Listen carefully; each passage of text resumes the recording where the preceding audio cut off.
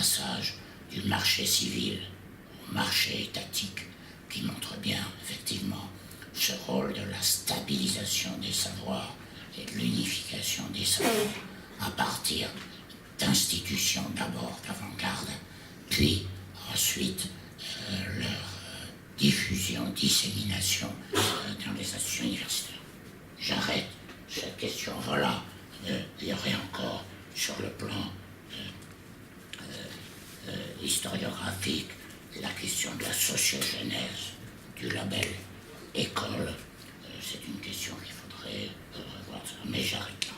Pour en venir à ce qui sera finalement la dernière partie et sans doute la conclusion, c'est-à-dire sur la question des écoles structuralistes. La première remarque que je voudrais faire, c'est que ces écoles différencient effectivement des modes d'approche de l'objet et même des objets scientifiques eux-mêmes.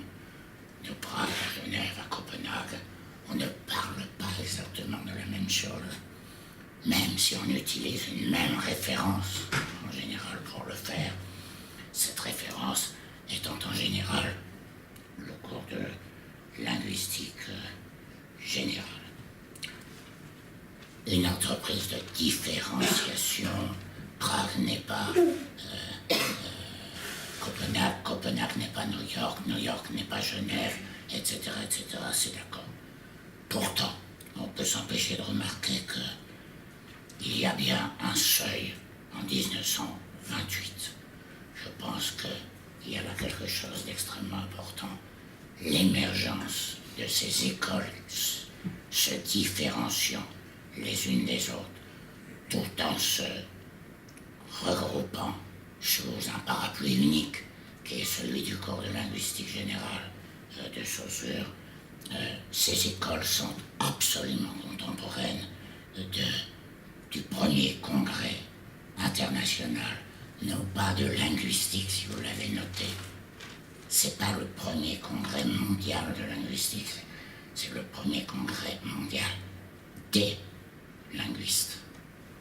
En 1928, des linguistes. Je reviens à la citation de Kuhn. Un paradigme uni, non pas des idées, mais organise des hommes, en quelque sorte, pour le paraphraser. Alors,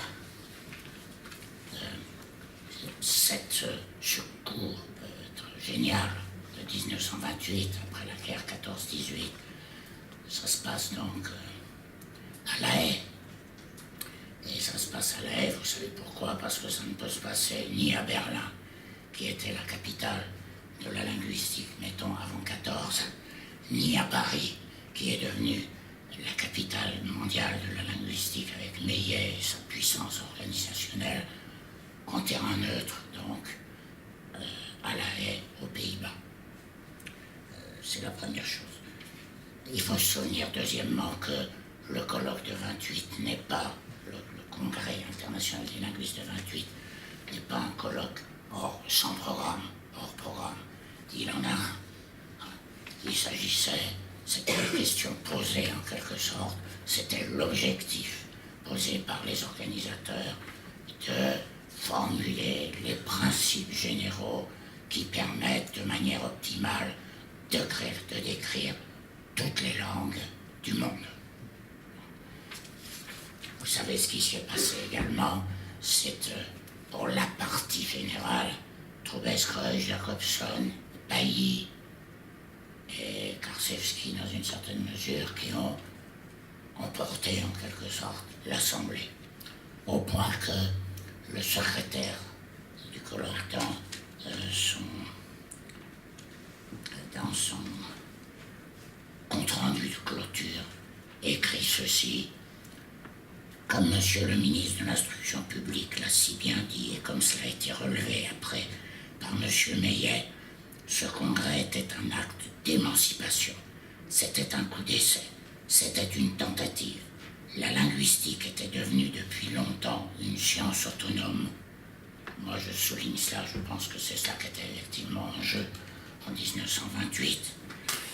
une science autonome, elle s'était créée des organes, elle s'était créée des chaires d'université, elle s'était créée des sociétés propres. Pensez la Société linguistique de Paris, mais pensez par exemple la Société linguistique américaine, 1924, pardon, 1924,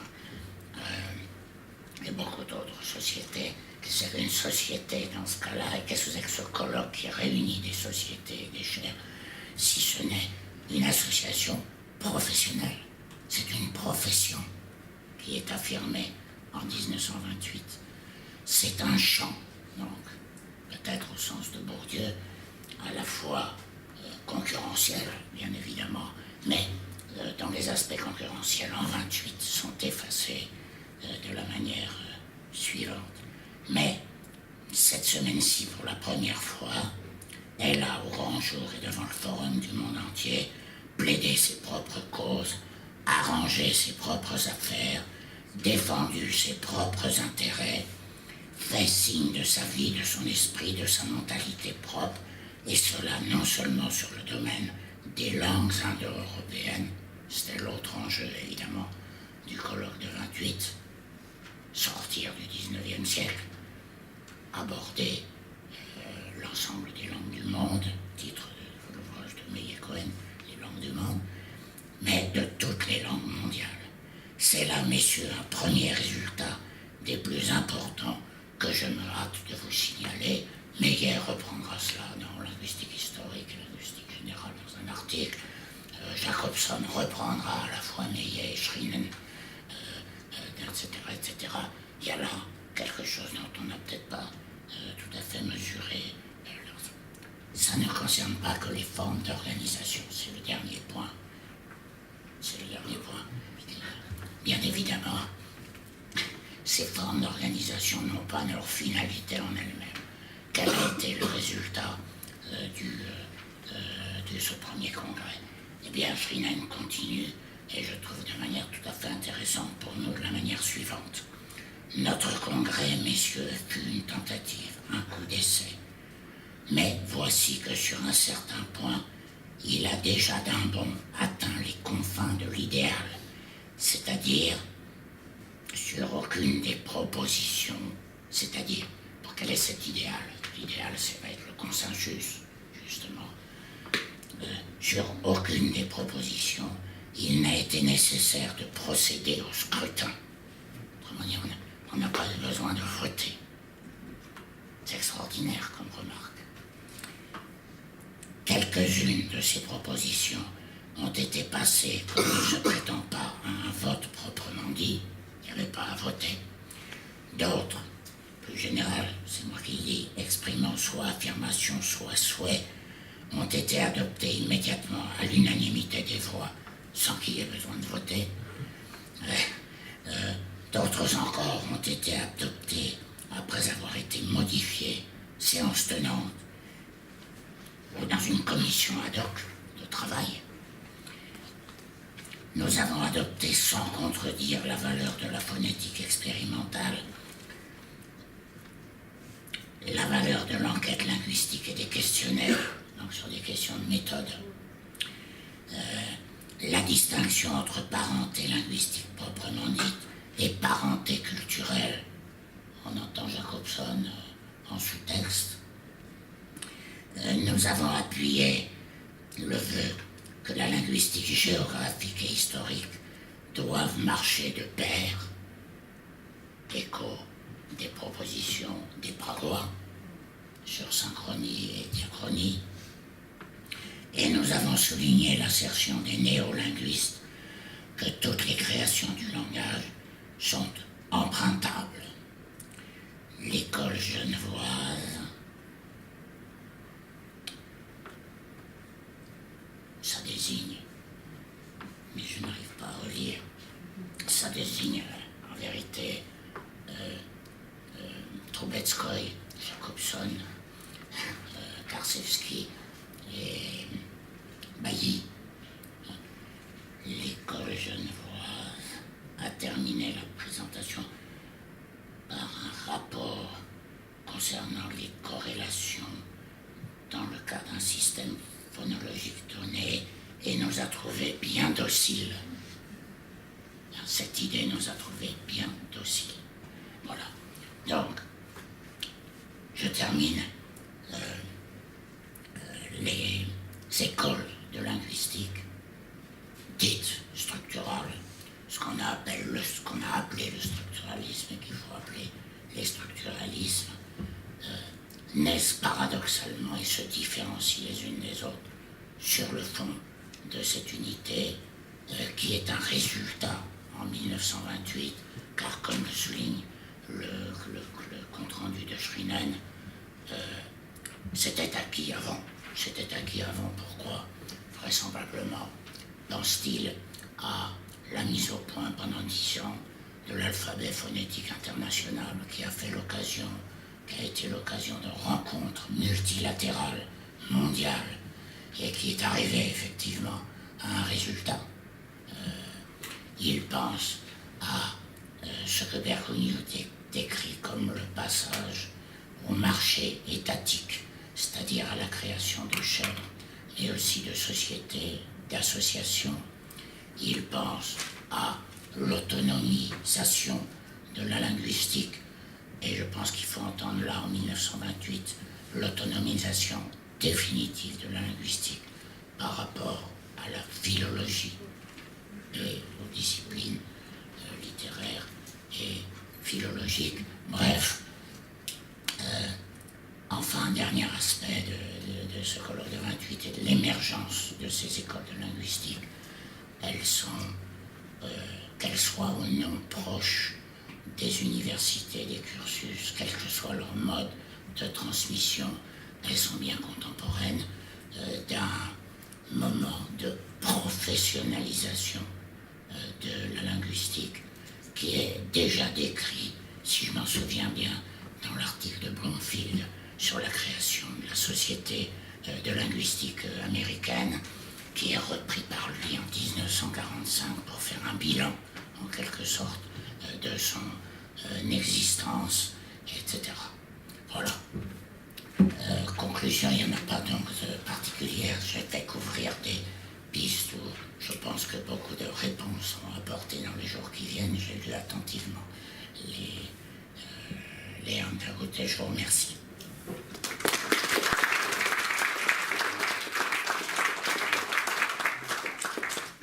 Christian, merci beaucoup pour cet exposé très, très clair, très riche, qui plante le décor et pose une distance critique par rapport aux formes d'organisation théorique en linguistique qui vont occuper les présentations et les discussions qu'on va avoir ici pendant ces 3 jours. Es-tu lieutenant, patron, leader Ni Dieu ni maître, comme disait Aurore. Alors, moi, j'ai juste une remarque où tu as mis l'accent sur les formes d'organisation théorique au XXe siècle, en montrant même que ces formations en école étaient peut-être propres au XXe siècle. J'imagine qu'il y aurait un travail aussi à faire en comparaison avec les formations de groupe en littérature, etc. Bon, c'est pas une question. Sûrement. Je n'ai pas cité, je n'avais pas le temps, mais c'est dans l'article, dans la présentation que j'avais faite d'HTL, un article de Torbu en 1945 sur le développement parallèle des écoles de linguistique au XXe siècle et des écoles littéraires. Donc cette idée a déjà existé, elle a existé au moins chez Torbu de manière... C'est quelque chose que j'ai pas dit. Je pense quand même que dans cette question des écoles, ce qui devrait être reposé, et qui à mon avis commence à l'être pour la linguistique grâce à ce numéro de langage sur le cours de linguistique, ses formes, ses genèses et interprétation. Le cours de linguistique, c'est pas seulement le cours de linguistique générale dont il traite. C'est des archives que ces jeunes ont retrouvées concernant des cours de linguistique de Havet, chose effectivement de tout extrêmement intéressant sur la question de la transmission scolaire, l'autre sens du terme école, scolaire. Le numéro fait bien valoir que le cours de linguistique générale, pour extraordinaire qu'il soit dans la manière dont il a été constitué, n'est pas du tout unique. On va dire, moi j'étais très, très sensible au fait de lire que le résumé de cours était un exercice obligatoire du collège au lycée et à l'université. Et donc, je pense qu'il y a là il y a une piste là qui est tout à fait intéressante, qui concerne pas seulement la transmission des savoirs, mais bien leur élaboration. Quiconque a fait cours sait bien que faire cours, c'est pas oraliser, transmettre quelque chose qu'on sait déjà. Bien sûr, c'est ça. Et quand ça se passe bien, c'est mieux que ça. C'est-à-dire faire cours donne des idées pour la recherche. Je crois que c'est essentiel. Et même les contresens des étudiants sont souvent incroyablement productifs et intéressants pour celui qui enseigne. Et il y a là toute une fabrique de l'enseignable qui n'est pas seulement une fabrique de l'enseignant, mais qui relève pas seulement de la transmission, mais qui, à mon avis, relève aussi de la production des connaissances. Et c'est tout à fait précieux que des gens s'intéressent à cela, que celle des notes de cours de prof, que ça devient chez les étudiants, comment c'est réécrit, quel est cet exercice de reformulation et de reformulation de formulation, en quoi consiste la transmission des savoirs dans le domaine des savoirs linguistiques. C'est pas seulement des formulations et des reformulations théoriques, c'est aussi des exemples qui circulent, qui se transmettent, etc. Avec quels effets, de quelle manière, comment ils sont réappropriés créativement par l'auditoire, insérés parfois dans d'autres contextes, etc. On a le temps pour quelques questions de la salle. Et on a un micro. Est-ce que tu peux faire circuler? Y a-t-il des questions?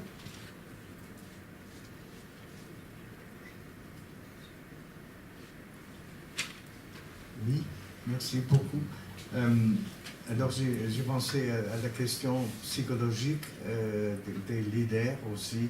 Ça veut dire, par exemple, j'ai suivi dans les années 70 l'école, que je dis, de sémantique, de fonctionnalisme, etc. C'était pour moi clairement une école de tous les critères.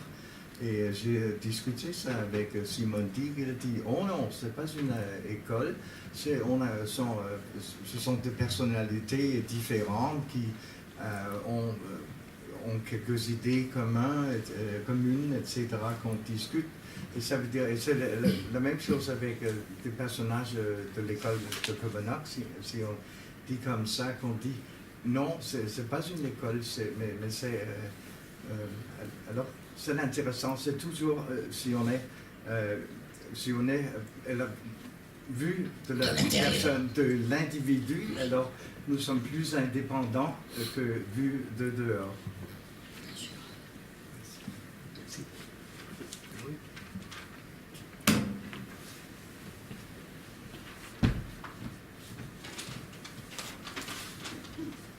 C'est une question sur le singulier et le pluriel. Tu as parlé de la linguistique, de son émergence, mais à un moment, là, dans les dernières 3 minutes, tu as parlé de la philologie. Est-ce qu'on peut parler de la philologie au singulier?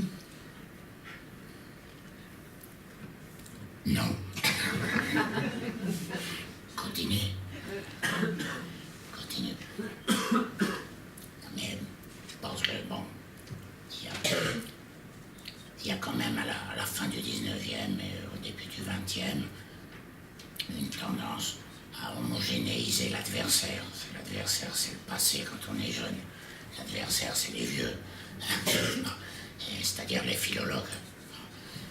Mais j'ai pas eu le temps, bien ça en France, dans le petite séquence historique dont je m'occupe, et qu'avait bien vu Jean-Claude Chevalier, auquel on peut penser cette opposition des philologues et des linguistes. Elle se repère, par exemple, très bien dans l'attitude de la communauté de ceux qui se reconnaissent autour des années 20 comme des linguistes et non plus comme des philologues, leur hostilité au langage et la pensée à Bruno. La réception de Bruno, la publication du livre de Bruno a précipité dans les années 20, donc, quelque chose qui était diffus, certainement dans l'ambiance scientifique de l'époque, mais qui a condensé, en quelque sorte, et qui a vu s'opposer, par exemple, Bruno et Damorette et Pichon, le penser, la langue et